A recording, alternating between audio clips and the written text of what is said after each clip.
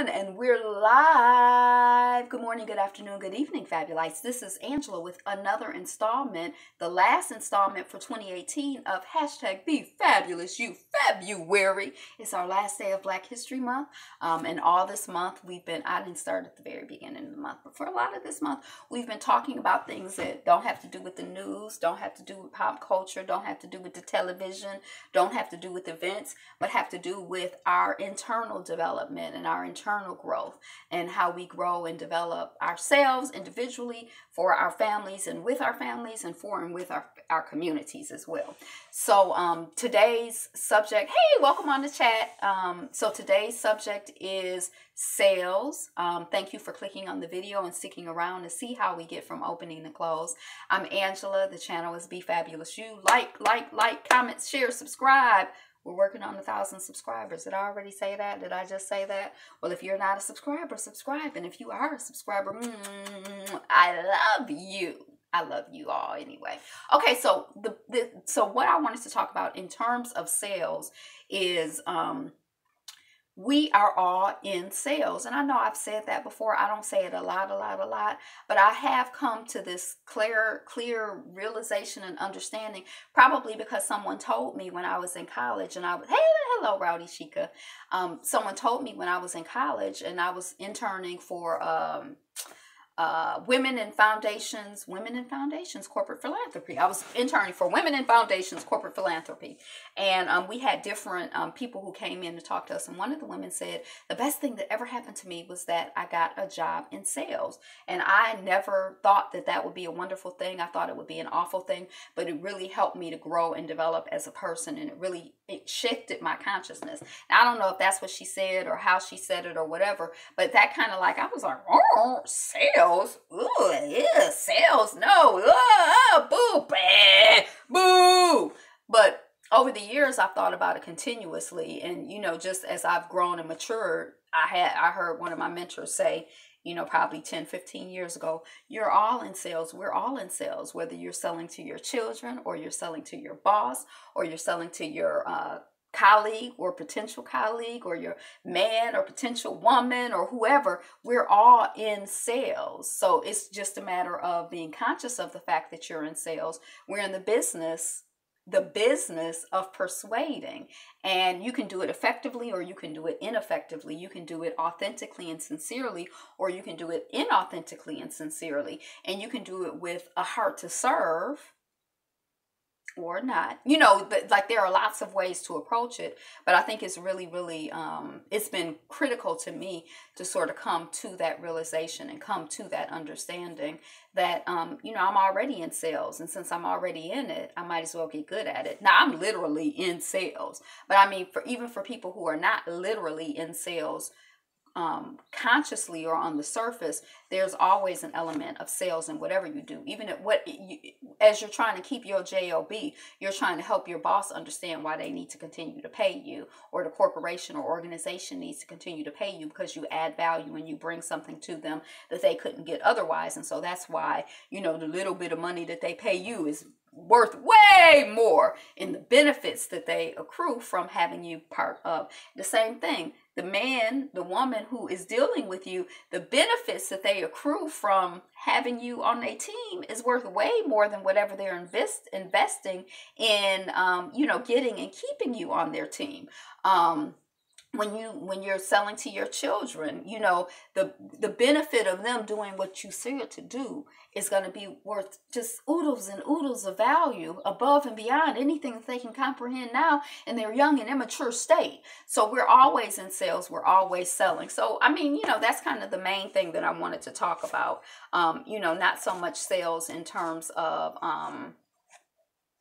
like going out and being like, here's this product or here's this service, now give me money, but that we're in a currency exchange. We exchange energy with one another. And there's always like, a negotiation, like in relationships. I don't think that there's anything wrong with the fact that I think all relationships are transactional. You get something from being in the relationship, and you give something to the other person that makes them want to be in the relationship. Like, it's a transaction. And I don't know why, like, I don't know if I'm like preaching to the choir, but sometimes people are like really, really resistant to the idea that relationships are transactional. And y'all know that I'm like obsessed and interested in this whole, the transactional nature of relationships that women have with men that involve sex, because I feel like sometimes money is there, sometimes money is not there. And I feel like, just like, I don't know if we have, but sex is to me so much more, especially from the perspective of what a woman brings to the table. It's so much more than the vajayjay.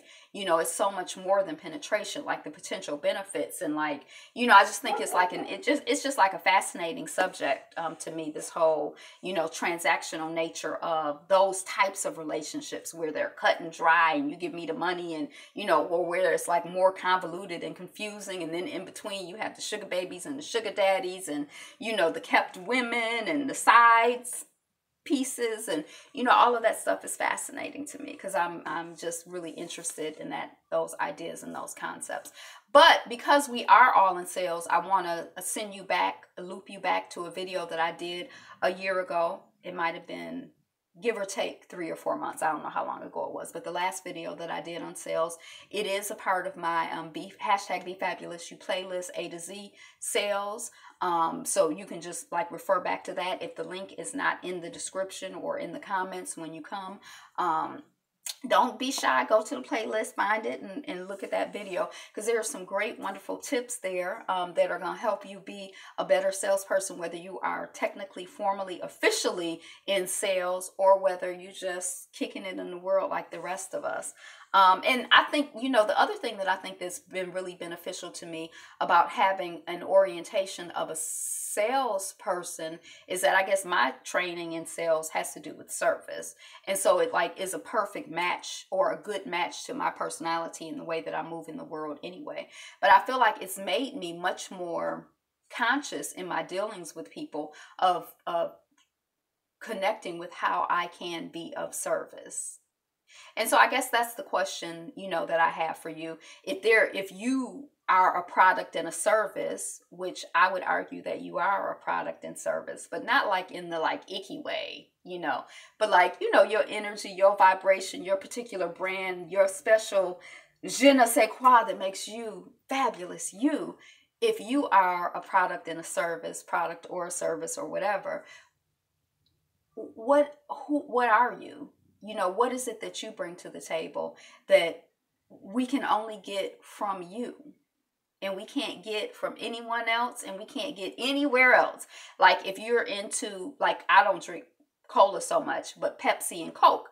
I have this cousin who loves Pepsi, and Coke can't give her what Pepsi can. She don't drink Coke. She drinks Pepsi. You understand what I'm saying? Now, to me, a sister like me, I'm like Pepsi, cola. So what is that unique thing that you bring to the table, that unique product that is you? And then the other thing that I wanted to talk about just very quickly is, and I've talked about this maybe once or twice before on this channel, but I have a friend, a colleague, a person that I know who lives in Atlanta. She's a Black woman who lives in Atlanta. We haven't talked in a year, so she might not live in Atlanta now. But last time we spoke, she lived in Atlanta. And she is an Ivy League educated woman. She is a very smart, articulate woman. She's very beautiful, she's sharp. She's sharp. She has a lot going for her. I think that, I don't necessarily believe anybody would be lucky to have her, because I think, there is a thing of chemistry and match, and everybody ain't for everybody. I don't believe there's like, this is the most beautiful person in the world, because the most beautiful person in the world to you might be the ugliest person. There's somebody for everybody. But I think if we were to rank people, she's a 10. She's got it. If she's she would be the type of woman that would be highly desirable to many accomplished, highly desirable men. That's my perspective on it. And I remember us having a conversation and her saying, for me, dating, it's like being in Atlanta. Sure, I'm $1 million house, but I'm in a neighborhood of $1 million houses. And so why would, what makes me more valuable than the house next door to me?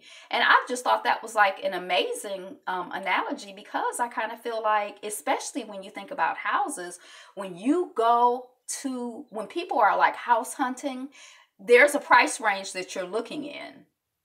And every house does not speak to you, and every house is not for you. And so you could go into this $1 million house and that $1 million house and this $1 million house and just not feel anything, or not feel inspired, or be like, it's okay. I mean, I like this. But then when you get to that house, you're like, oh, this is the house. I like how the light comes in. I like how the windows are shaped. I like how the energy feels. I like how the front door looks. I like the wood. I like the bones of the house. Like, it's something about it where you could just get like excited. And I feel like that's how people are. That's how relationships are. To the right person, there's no other house like you. To the right person, there's nobody else like you. You can't just swap in another $1 million house for the one that I fell in love with. You can't just swap in another person for this person. They could all have like I remember one time, I think I mentioned this the other day too, that my first husband and I had broken up, and I saw him on the street with a woman that I went to school with. And she was the same profile as me. She was slim, she was dark skinned, she wore glasses. We went to the same college, so she was smart. But her personality and her vibration was like nothing like me. So I just felt like, even though to somebody from the outside looking in, they might be like, oh my gosh, he went and tried to get another Angela. I'm like, that child ain't, I'm not saying anything negative about her, but it's just like, we were like just totally different. Like, we're not even in the same category. I don't want to say who's higher or lower, but you know what I think, but not higher or lower. But I mean, I just feel like it's just no comparison, And so what is that? What do you see in yourself?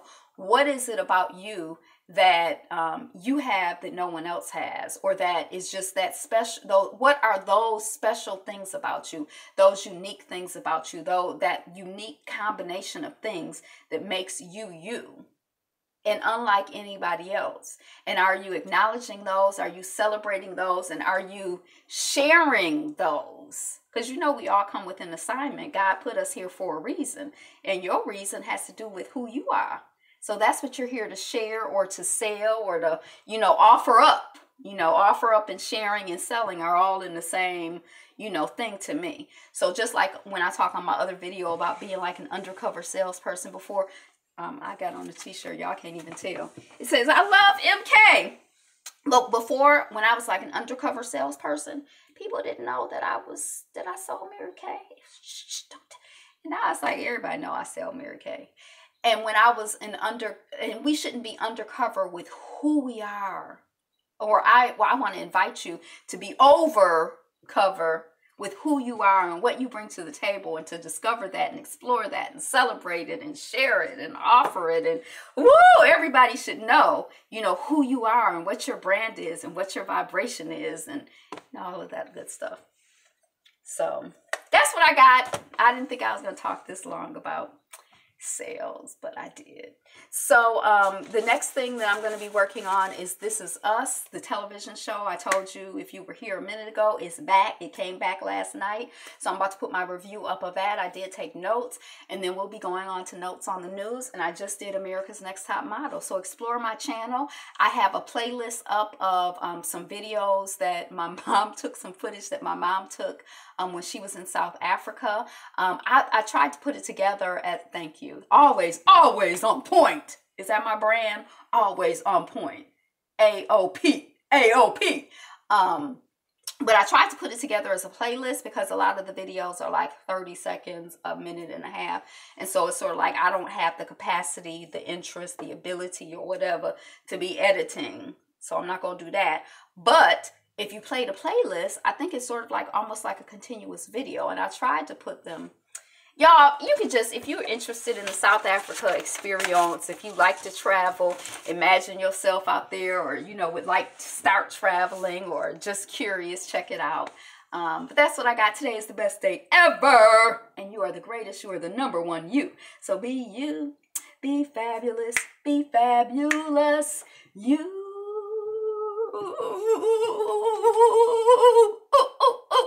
Like, comment, share, subscribe. Peace.